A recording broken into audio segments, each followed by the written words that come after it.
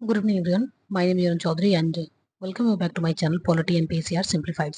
I hope आप सब अच्छे होंगे और इससे पहले मैंने जो वीडियो अपलोड की थी उसको आपने देखा होगा। आज से हम शुरू करने जा रहे हैं लुसेंट्स के बुक्स को और यहाँ पे हम बहुत सारी चीज़ों को कवर करेंगे जैसा कि आप यहाँ पे देख पा रहे हैं। इन सारी चीज़ों को पढ़ने के बाद से यहाँ पे क्या नोट्स में आपको बताने हैं और क्या क्या चीज़ें हम यहाँ पे पढ़ने वाले हैं, उन सारी चीज़ों को मैंने यहाँ पे लिखने की कोशिश की है और सारी चीज़ों को जॉट डाउन करने की कोशिश की है ताकि मैं आपको ईजी वे में बता सकूं। ठीक है, इससे पहले अगर आपने लूसेंट्स को पढ़ा है या नहीं भी पढ़ा है तभी भी आपको बहुत अच्छा से यहाँ पे लूसेंट्स का जो भी चीज़ें मैं आपको बताने वाली हूँ इजिली आप मुझे प्लीज़ गिव मी टाइम्स, आप टाइम दीजिए और वीडियो को फुल वॉच कीजिए ताकि आपको ये चीज़ें पता चले कि इसमें क्या क्या चीज़ें हम पढ़ने वाले हैं और क्या क्या चीज़ें कैसे कवर करने वाले हैं। ठीक है, तो लूसेंट का ये पहला हमारा वीडियो होगा जिसमें कि आप चीज़ों को इतने बारीकी से समझेंगे कि आपको लूसेंट का पढ़ने का तरीका चेंज हो जाएगा। जब भी आप लूसेंट्स को पढ़ेंगे दोबारा तो ऑब्वियसली आपको सारी चीज़ आपको दिखेंगी कि कहाँ पे क्या चीज़ आपको याद रखना है, कहाँ पे क्या निमोनिक लगाने हैं, कहाँ पे क्या ट्रिक लगाने हैं, इन सारी चीज़ों को आपको हमेशा के लिए याद हो जाएगा। ठीक है, तो आज की हमारा ये पहली वीडियो है और पहले वीडियो में ही मराठा एम्पायर को डिस्कस कर रहे हैं इसलिए क्योंकि यहाँ से यूपीपीएससी में बहुत सारे क्वेश्चंस पूछे जाते हैं। जैसे कि एग्जाम्पल के लिए अगर मैं आपको बताऊं तो एग्जाम्पल के लिए आप यहाँ पे देख सकते हैं, ये चीजें मैंने जो राइट डाउन कर रखे हैं साइड में, इसको आप देख पा रहे होंगे।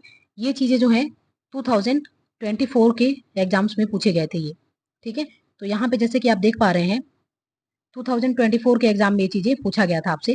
ठीक है, क्रोनोलॉजिकल ऑर्डर, क्रोनोलॉजिकल ऑर्डर कैसे आप अब देखिए मैंने इसको ऐसे लिखा हुआ है, इतना बार मैंने इसको लिखा हुआ है कि मैं आपके सामने इसको लिख के दोबारा भी दिखा सकती हूँ। सबसे पहले आपको याद रखना है बालाजी विश्वनाथ, बालाजी विश्वनाथ। ठीक है, उसके बाद से आपको लिखना है बाजीराव, बाजीराव। फिर उसके बाद से आपको लिखना है माधवराव, फिर आपको उसके बाद लिखना है नारायण राव, फिर सवाई माधोराव और फिर लास्ट में आपका आ जाएंगे बाजीराव टू।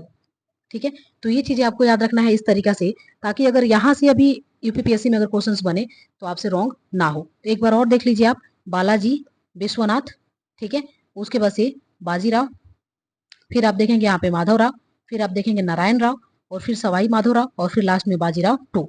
ठीक है, अगर ऐसे क्रोनोलॉजिकल ऑर्डर में अगर आप याद रख सकते हैं तो रख लीजिए, अदरवाइज आप जैसे कि ईयर अगर याद रखना चाहते हैं तो ईयर के साथ भी याद रख सकते हैं, बट यहाँ पे दोनों में कोई एक अगर याद रखते हैं तो दूसरा आपको ऑब्वियसली याद हो जाएगा। ठीक है, तो इस टाइप से आपको चीजों को याद रखना है। आई होप कि आपको ये चीजें समझ में आ गई कि कैसे इसको याद रखना है। तो इसके क्रोनोलॉजिकल ऑर्डर को आप याद रख सकते हैं। अब ये है कौन, तो ये है पेशवा। ठीक है, और ये पेशवा के क्रोनोलॉजिकल ऑर्डर था जिसमें कि आप यहाँ पे मैं आपको यहाँ पे दिखा भी सकती हूँ क्या क्या चीजें यहाँ पे है। जैसे कि देख सकते हैं पेशवा, ठीक है, और पेशवा का शुरुआत हमने यहाँ पे कहाँ से किया हुआ है, तो जैसे कि मैं आपको यहाँ पे बताती हूँ। सबसे पहले आप देखेंगे बालाजी विश्वनाथ, फिर देखेंगे बाजीराव फर्स्ट, ठीक है, उसके बाद से थर्ड नंबर पे बालाजी बाजीराव, उसके बाद से देखेंगे यहाँ पे बालाजी बाजीराव के बाद से आप देखेंगे माधवराव, यहीं पे आपको दिख जाएगा। और एक सेकेंड, हाँ यहाँ पे आपको दिख जाएगा जैसे कि बालाजी बाजीराव, फिर माधवराव, फिर नारायण राव, फिर आपके सवाई माधवराव और फिर बालाजी बाजीराव टू। ठीक है, तो ये चीज आपको याद रहेगा। आई होप कि ये चीज आपको याद हो गया है।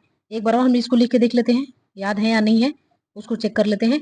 सबसे पहले बताइए, तो बालाजी विश्वनाथ, दूसरा है बाजीराव, तीसरा है माधव, चौथा है नारायण, पांचवा है सवाई माधव और छठवा है आपका बाजीराव टू। ठीक है, तो ये चीज आपको याद हो गया। पहला याद हुआ नहीं हुआ, अगर याद हो गया होगा तो प्लीज लाइक कर दीजिएगा ताकि मुझे पता चल जाए कि आपको ये चीजें याद हो गया। ठीक है, तो पहला ये चीजें याद हो गया। दूसरा क्वेश्चन यहाँ से बनने के चांसेस होते हैं, आपको ये चीजें पूछा जाएगा।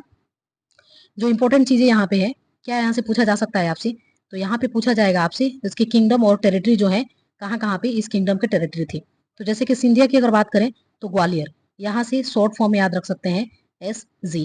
ऑब्वियसली ये शॉर्ट फॉर्म तभी आपको याद होंगे जब आप इस चीज को क्या करेंगे, बार बार आपने देखा हुआ है, आपके नजरों से एक बार दो बार उसको आप देख चुके हैं, ताकि आपको याद रहेगा कि हाँ SG का मतलब यहाँ पे क्या है। ठीक है, सो दैट्स यहाँ पे अगर नहीं भी याद है तो आप एक बार मेरे साथ लिखने की कोशिश कीजिए, आपको ऑब्वियसली याद हो जाएगा। तो कैसे इस चीज को देखेंगे आप, एक बार चलिए इसको मैं मिटा के फिर लिखती हूँ। यहाँ पे कैसे इसको देखेंगे, लूसेंट्स को जब भी आप पढ़ रहे हैं तो यही अच्छा तरीका है पढ़ने का। जैसे कि सिंधिया ग्वालियर, तो मैंने बार बार यहाँ पे लिखा हुआ है तो मुझे याद है SG से क्या याद रखना है, सिंधिया और ग्वालियर। ठीक है, उसके बाद से देखेंगे होलकर और इंदौर, तो यहाँ पे याद रखना है HI, SG HI। ठीक है, पवार से याद रखना है, पवार धार, पवार धार, यहाँ पे वार है और यहाँ पे धार है। ठीक है, तो यहाँ याद रखना है पवार और धार। उसके बाद से गायकवाड़ बड़ौदा, गायकवाड़ बड़ौदा, जैसे कि डी यहाँ पे है और इसमें भी डी है, बड़ौदा गायकवाड़ बड़ौदा। भोसले की अगर बात करें तो नागपुर, भोसले नागपुर। पेशवा की अगर बात करें तो पूना।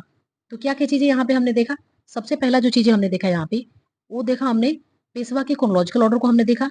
और पेशवा के क्रोनोलॉजिकल ऑर्डर जो हमने देखा, बालाजी विश्वनाथ, माधवराव, नारायण राव, सवाई माधवराव, बाजीराव टू। ठीक है, आई होप कि आपको ये चीज याद हो गया। दूसरा चीज हमने क्या देखा, किंगडम और उसके जो है टेरिटरी। तो किंगडम जैसे सिंधिया को हमने देखा ग्वालियर एसजी, उसके बाद से होलकर इंदौर, फिर पवार धार, फिर गायकवाड़ बड़ौदा, भोसले नागपुर, पेशवा और आपका पूना, पेशवा और पूना। तो अभी तक हमने 2 चीजें याद कर लिया। और ऑब्वियसली यहाँ पे जैसे मैंने आपको लिख के बताया वैसे 1-2 बार अगर आप भी लिख लेते हैं तो ये चीजें हमेशा के लिए आपको याद हो जाएगा। ठीक है, सो दैट्स अगर नेक्स्ट बार से जब भी आप इस चीजों को देखें तो पैसिव लर्निंग नहीं करें, इसको एक्टिव लर्निंग के साथ में आप इस चीज को क्या करते रहें, बार बार उसको लिख के और प्रैक्टिस करते रहें ताकि आपको याद रहे कि आपने क्या चीजें पढ़ा हुआ है।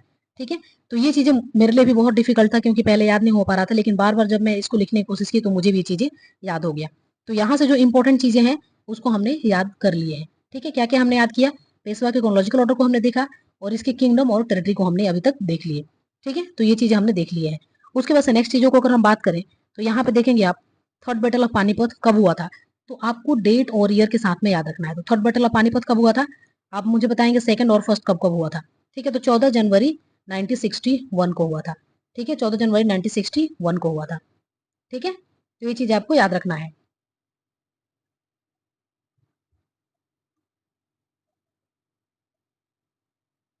अब आइए आगे देखते हैं हमें क्या क्या चीज देखना है। ये चीजें मैंने आपको बता दी। अब साइड में मैंने उसी चीजों को लिखे हुए जो कि हमें बार बार हमें याद करने की जरूरत है। जैसे कि यहाँ पे देखेंगे पोर्तुगीज, तो पोर्तुगीज सबसे पहले इंडिया में आए थे। ठीक है, 1498 में। अब इनकी पूछा जाता है कि इन्होंने हेडक्वार्टर इन्होंने कहाँ कहाँ बनाया था। तो सबसे पहले हेडक्वार्टर अगर देखेंगे तो कोचीन में बना था, जो कि 1510 से लेकर 1530 के बीच में चला था। और उसके बाद से गोवा में जो बना था 1530 से लेकर 1961 तक ये चला था। ठीक है, तो ये चीज आपको याद रखना है पोर्तुगीज के बारे में।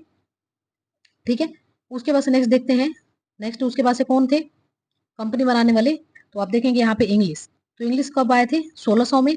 और इन्होंने कंपनी कहाँ कहाँ बनाया था, तो इन्होंने सूरत और बॉम्बे में इन्होंने कंपनी बनाया, हेडक्वार्टर बनाया। उसके बाद से कोरोमंडल, उसके बाद से मसूलीपट्टनम, उसके बाद से मद्रास हो गया और कलकत्ता।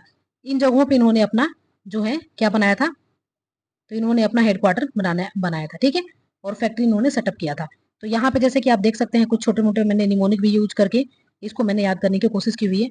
तो यहाँ इसको देख सकते हैं यहाँ पे। ठीक है, एंग्लो मराठा वॉर की अगर बात करें तो फर्स्ट कब हुआ था, 1775 से लेकर 1782 के बीच तक चला था। और यहाँ पे ट्रीटी इंपॉर्टेंट है, ट्रीटी ऑफ सालवाई हुआ था। ट्रीटी ऑफ सालवाई कब हुआ था, तो 1782 में हुआ था। अब देखिए फर्स्ट एंग्लो मराठा वॉर की अगर बात करें कब हुआ था, 1772 से लेकर 1775 से लेकर 1782 के बीच में हुआ था। ट्रीटी यहाँ पे कौन हुआ था, तो ट्रीटी ऑफ सालवाई हुआ था। ट्रीटी ऑफ सालवाई कब हुआ था, तो 1782 में हुआ था। ये चीजें आपको याद रखना है। ठीक है, तो क्या क्या चीजें याद रखना है यहाँ पे आपको, जो मोस्ट इंपोर्टेंट चीजें याद रखना है आपको यहाँ पे। फर्स्ट एंग्लो वॉर की अगर बात करें तो यहाँ पे देखेंगे कब हुआ था, 1775 से लेकर 1782 के बीच में हुआ था।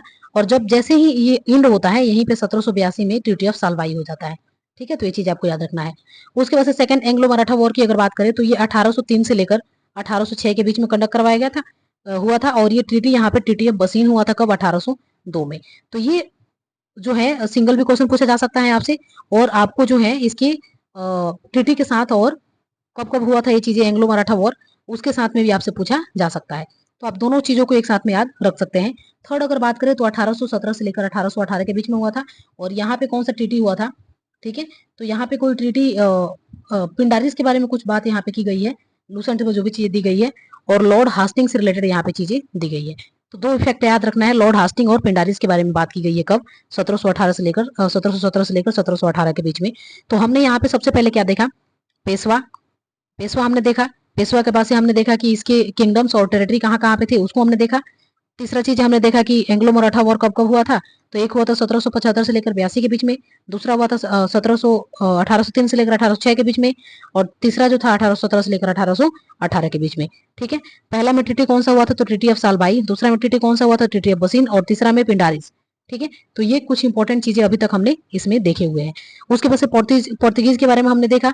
तो पोर्तुगीज को हमने देखा कि 1498 में आए और इन्होंने हेडक्वार्टर अपना कहाँ पे बनाया, तो इन्होंने एक कोचीन में बनाया, और दूसरा अपना देखे इन्होंने सूरत में बनाया। ठीक है, कोचीन और गोवा, सॉरी कोचिन और गोवा। ठीक है, तो कोचिन में कब बनाया था इन्होंने, तो 1510 से लेकर 1530 के बीच में बना था। उसके बाद से देखेंगे यहाँ पे जो है नेक्स्ट गोवा, तो गोवा में देखेंगे 1530 से लेकर 1961 के बीच में ये चीजें आपको देखने को मिला था। ठीक है, उसके बाद से हमने देखा इंग्लिश। इंग्लिश के बारे में हमने कुछ इंपॉर्टेंट फैक्ट्स देखा। इंपॉर्टेंट फैक्ट्स में देखिए जैसे कोरोमंडल कोस्ट पे इन्होंने अपना हेडक्वार्टर बनाया था। उसके बाद से देखेंगे आप जैसे सूरत हो गया, सॉरी सूरत हो गया, बॉम्बे हो गया, ये सब जगहों पे इन्होंने क्या बनाया, अपना हेडक्वार्टर बनाया। कोरोमंडल हो गया, मसूलीपट्टनम, मद्रास और कलकत्ता। ठीक है, तो ये सब चीजें हो गया इंपॉर्टेंट। ठीक है, तो यहाँ तक चीजें हमने देख लिए। और कुछ इंपॉर्टेंट चीजें, जो भी इंपॉर्टेंट चीजें यहाँ पे हो सकती थी मराठा एम्पायर से, इन सारी चीजों को मैंने यहाँ पे बताने की कोशिश की है। ठीक है, तो नेक्स्ट वीडियो में बात करते हैं कि और इंपॉर्टेंट क्या क्या चीजें हम सीख सकते हैं। So thank you for watching.